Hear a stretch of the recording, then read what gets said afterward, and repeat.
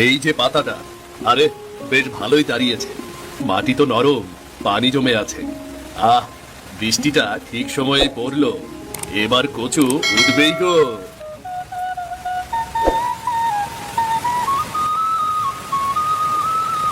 এটা আবার কি?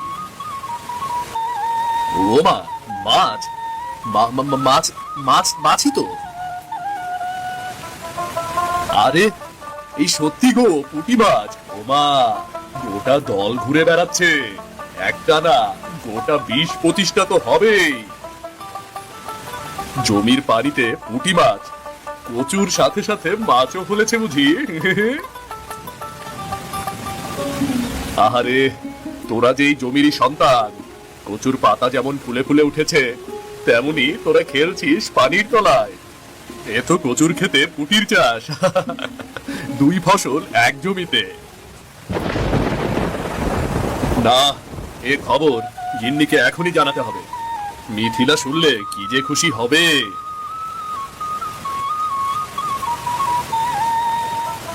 বউয়ের মাথায় তো অনেক বুদ্ধি, দেখি কি উপায় দেয়। কচু আর পুটি জমবে জোর কেমন। সিধু ভাবতেও পারেনি জমির এই সামান্য পুঁটি মাছই তার জীবনের মোড় ঘুরিয়ে দেবে। তবে যেদিকে আসার আলো জ্বলে, ঠিক সেদিকেই ছায়া ফেলে এক প্রতিবেশী বেবেন।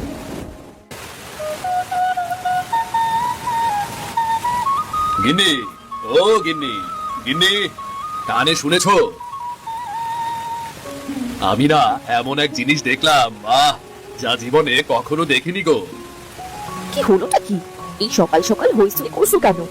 আমি এখানে আগুনের ধোঁয়ায় চোখ খুলতে পারছি না, আর তুমি কিনা নতুন জিনিস খুঁজে ফিরছো। আরে ধোয়া পড়ে, আগে শোনো। আমার কচুর জমিতে এখন শুধু কচু না, মাছও হয়েছে। একদম সত্যি বলছি গো। মাছ? জমিতে মাছ? কি বলছো কি সিধু? তোমার কি মাথা ঘুরিয়ে গেল নাকি? না গো, চোখে দেখেছি, নিজে চোখে। ছোট ছোট পুঁটি মাছ বৃষ্টির পানিতে জমির মধ্যে ঘুরে বেড়াচ্ছে, লাফাচ্ছে, যেন নিজেরা এসে বসত করছে আমার জমিতে। সত্যি বলছো তো? সত্যি গো, সত্যি বলছি, একদম নিজের চোখে দেখা। তাহলে তো একটা কাজ করা যায়। কি কাজ? শোনো, তুমি তো কচু চাষ করেছো ঠিকই, কিন্তু জমি তো জলমগ্ন, তাই না? হ্যাঁ, পা ডোবায় ডুবে যায়। তাহলে তুমি ওই জমির পানিতে বড় মাছ চাষ করো। পুঁটি মাছ তো এমনিতেই পড়েছে, এবার যদি একটু খাবার দাও, দেখবে বেড়ে উঠবে। মানে? মানে এক জমিতে 2 ফসল, কচু আর পুঁটি মাছ। কচু পাতাও বিক্রি হবে, আর মাছও বিক্রি হবে। ওরে গিন্নি, তুমি না থাকলে আমার কপাল খুলতো না গো। এই জন্যই তো বলি, বউ শুধু রান্নার হাড়ি সামলায় না, পুরো সংসারে ভালো বলতে পারে। তুমি তো আমার মন্ত্রী গো, আজ থেকে তোমার কথা আমার মাথায় থাকবে। তবে আগে একটা কথা বলি, কি? কাল বাজারে গেলে পুঁটি মাছের খাবার কিনে আনবে। আর হ্যাঁ, এইবারে যেন মাছগুলো আর কারো চোখে না পড়ে, সুর চেপে না বসে। তা ঠিক বলেছো গিন্নি, চোখের আড়াল রাখতে হবে, বিশেষ করে ওই দেবেনের থেকে। সিধু বুঝে গেল, শুধু জমি চাষ করতেই হয় না, পাশে চাই এমন একজন যে চোখে দেখে আগাম দিনের সম্ভাবনা। আর সেই চোখের নাম মিথিলা।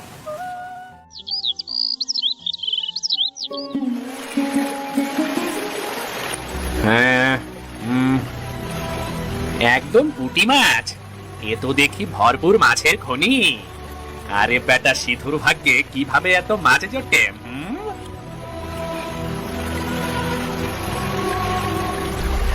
সিধুর কপালে মাছ আর কচু, 2 চাষ। সে তো একেবারে রাজা বনে গেল রে। এ মাছ যদি একটু আমি মানে তাতে কি আমার খুব অন্যায় হয়? ওই তো জমির মাছ মাঠেই তো থাকছে, কেউ পাহারাও দিচ্ছে না।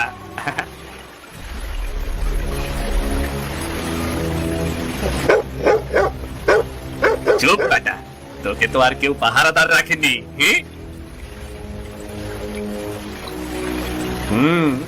আমি দিব্যি রাতের বেলা এসেই কিছু মাছ ধরে নিয়ে যেতে পারি। সিধুর তো খবরও থাকবে না। জমির আশীর্বাদ চোখে পড়ে লোকজনদের চোখেও, কিন্তু সেই চোখ যদি হয় লোভে, তখন সেই আশীর্বাদ হয়ে দাঁড়ায় বিপদ।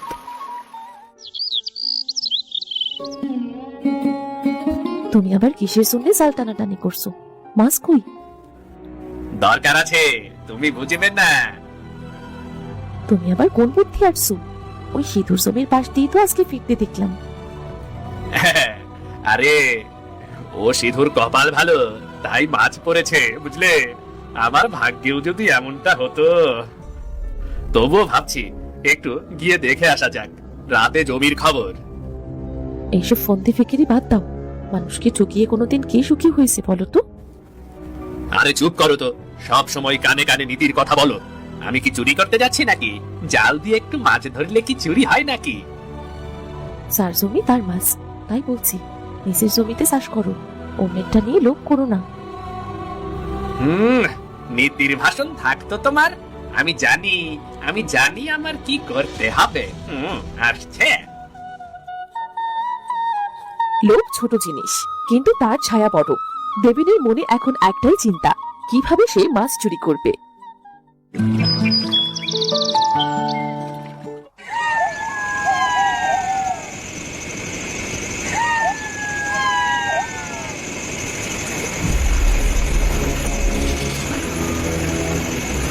এইবারে সিধুর ভাগ্য আমার ঘরে চলে আসবে।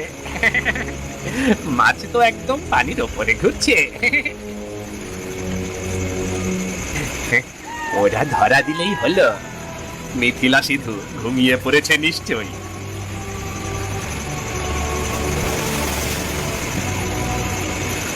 আরে বাপরে, এই এক ফ্যাচ ফ্যাচে জালেই তো 10টা উঠে এসেছে। ওরে বেটা সিধু, তোর কপাল আমি ছিনিয়ে নিলাম আজ।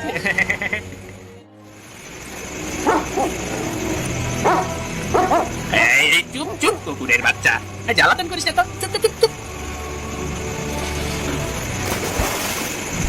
ও এ কি কপাল, এই কাদার কচু মিলে আমাকেই খাইয়ে দিচ্ছে রে।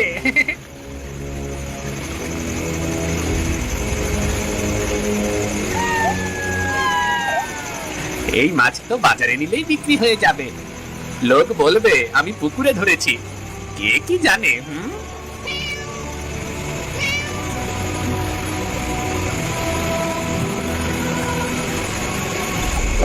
এই রাতটা আর শেষ হয় না কেন? ছায়া দেখলেও এখন ভূতের ভয় হয়। তবে যা পেয়েছি তা তো এক কথায় সোনার খনি, সোনার খনি।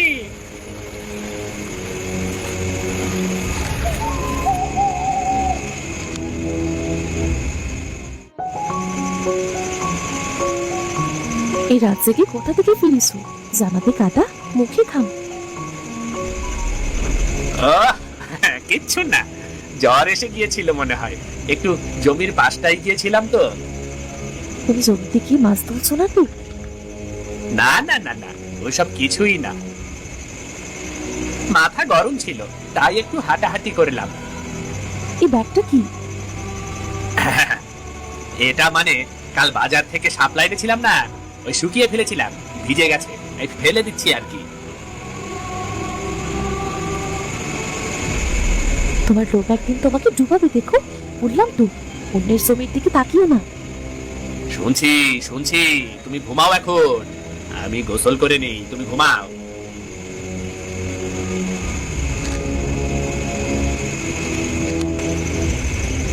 চুরি করা মাছ পেটে গেলে কিন্তু পেট চুপচাপ থাকে না।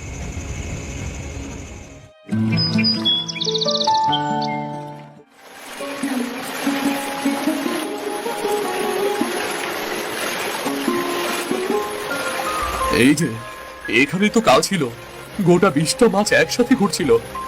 এখন তো নেই, কোথায় গেল সেই পুঁটি মাছগুলো?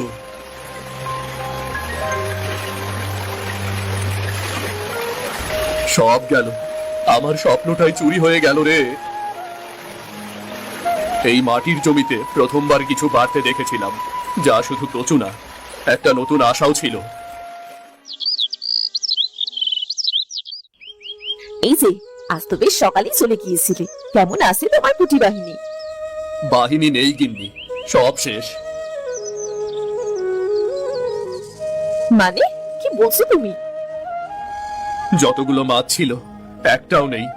জমির কোনায় একটু কাটাও পড়ে নেই, কে যেন সব তুলে নিয়ে গেছে রাতে। তুমি নিশ্চিত? আমি চোখে দেখেছি গো গিন্নি, পানিতে একটাও মাছ নেই, সব শেষ। এই গ্রামে যদি কেউ রাতের আধারে এমন কাজ করতে পারে, তবে আমি তার নাম জানি। তুমি কি বলতে চাও? চোর একটাই, দেবেন। কাল রাতে কিছু অদ্ভুত আওয়াজও শুনতে পেয়েছিলাম আমি। আমার আর বিশ্বাস করতে মন চায় না। আর ভাঙা পরিশ্রমেও যদি কেউ এমন করে, তবে আমাদের কি করার আছে গিন্নি, বলো? সব হারাওনি সিধু, এখনো জমিটা আছে আর বুদ্ধিও আছে। এবার শুধু চাই একটু প্রমাণ আর সাহস। একজন চাষীর সবচেয়ে বড় শক্তি তার বিশ্বাস, আর যখন তা ভেঙে পড়ে, তখন পাশে দাঁড়ানোর মানুষটাই হয়ে ওঠে তার নতুন আশার আলো। আর মিথিলা ঠিক সেই আলোই হয়ে ওঠে।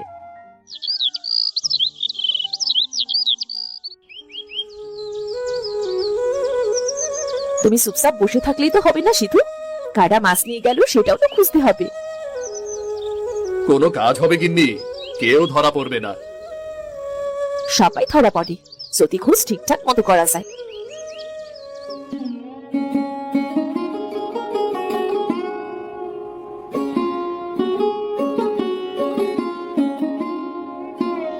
আসল খেলোয়াড় হয়তো খেলেই গেছে, কিন্তু কিছু দাগ নিশ্চয়ই রেখে গেছে।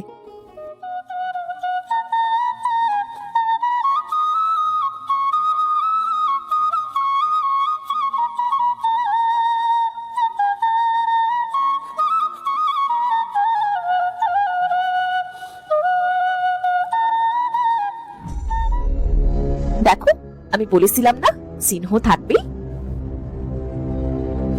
এটা তো পুঁটি মাছের কাঁটা। এই গাছের নিচে বসে খাওয়ার অভ্যেস কার? দেবেন।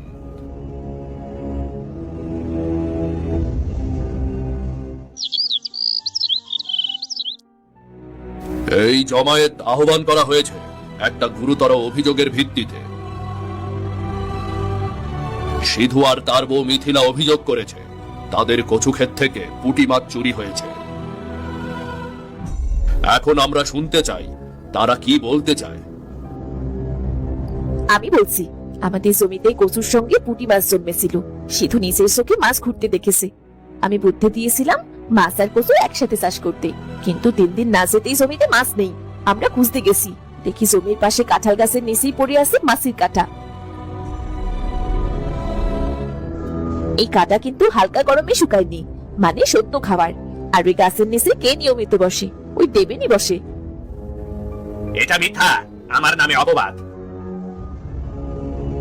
আমি তো জানিও না ওর জমিতে কি হয় আর কি নেই।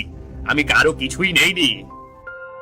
তুমি চুরি করেছো দেবেন ভাই, আমার খেটে খাওয়া স্বপ্ন, আমার কপালের মাছ সব নিয়ে গিয়েছো তুমি। আয় চুপ, সবাই চুপ, এখানে কথা হবে প্রমাণ নিয়ে। কাঁঠাল গাছের নিচে মাছের কাঁটা পাওয়া গেছে, সেটাও তো প্রমাণ।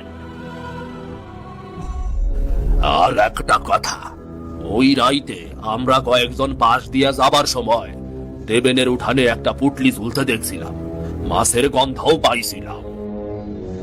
আমার ছেলেও বলেছে দেবেন কাকুকে রাতে ক্ষেতের দিক থেকে ফিরতে দেখেছে। এসব গুজব, কেউ তো আর আমাকে চোখে দেখেনি। হ্যাঁ, চুরি মানে কি সবাইকে ডাক দিয়ে করা হয় নাকি? চোর তো রাতেই আসে, একা যায়, কিন্তু দাগ রেখে যায়। তুমি কাঁঠাল গাছের নিচে বসে মাছ খেয়েছো, দাগ সেখানেই রয়েছে। দেবেন, এই জমায়েতে তোমার বিরুদ্ধে যথেষ্ট প্রমাণ এসেছে। এখনো যদি কিছু বলার থাকে তাহলে বলো। আমি আমি ভুল করেছি কাকা, লোভ সামলাতে পারিনি। দেবেন, চুরি করলে শুধু মাছ যায় না, বিশ্বাসও চলে যায়। এখন তোমার শাস্তি হবে। 1, সিধুকে তার ক্ষতির জন্য ক্ষতিপূরণ দিতে হবে। 2, আগামী 3 মাস তুমি তার জমির ধারের কাছেও যাবে না। 3, এই জমায়েতে দাঁড়িয়ে তুমি মাপ চাইবে। আমি ভুল করেছি, আমি দুঃখিত সিধু ভাই। আর কখনো করব না, আর কখনো এমন করব না।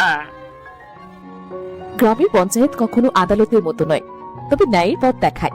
আজ এক চোর ধরা পড়েছে, আর এক দম্পতি পেয়েছে সাহস আর সম্মান, যার ভিত্তি ছিল বিশ্বাস আর বুদ্ধি। পঞ্চায়েতের রায় অনুযায়ী দেবেন, তুমি এই পঞ্চায়েতের সামনে স্বীকার করেছো যে তুমি চুরি করেছো। হ্যাঁ কাকা, ভুল করেছি। তাই তোমাকে সিধুর ক্ষতির জন্য 1 সপ্তাহের মধ্যে 100 টাকা এবং 5 কেজি পুঁটি মাছ ফেরত দিতে হবে। তুমি তার জমির ধারের কাছেও আসবে না, এই কথা গ্রামের সামনে প্রতিজ্ঞা করো, সবার সামনে প্রতিজ্ঞা করো। আমি প্রতিজ্ঞা করছি আর কখনো কারো ক্ষতি করব না আমি। এই মাছ আমার দরকার নেই দেবেন ভাই, আমার দরকার ছিল বিশ্বাসটা। চুরি করে পেট চলে ঠিকই, কিন্তু চোখে চোখ রেখে কথা বলা যায় না, বুঝলে? লোকসান অর্থের হতে পারে, কিন্তু সম্পর্কের ক্ষতি সবচেয়ে বড় ক্ষতি। তবে যেখানে সৎ সাহস আর সততা থাকে সেখানেই ন্যায় ফিরে আসে, ঠিক যেমনটা হলো সিধুর জীবনে।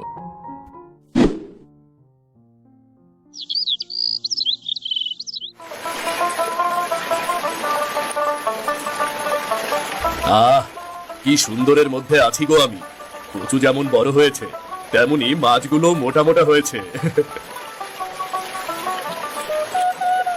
এই জমি এখন শুধু জমি না, আমার ভাগ্য ফেরানোর চাকা। এইবার কি বুঝেছো? জমি চাষ শুধু হাল দিয়ে হয় না, মাথাও লাগাতে হয়।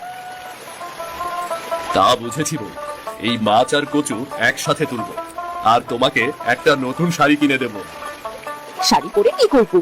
আমিও তো তোমার মতো জমিতে নেমে মাছ ধরতে চাই। তুমি নামলে তো মাছ ধরতে পারবো না, তারা তোমার রূপ দেখে লুকিয়ে পড়ে।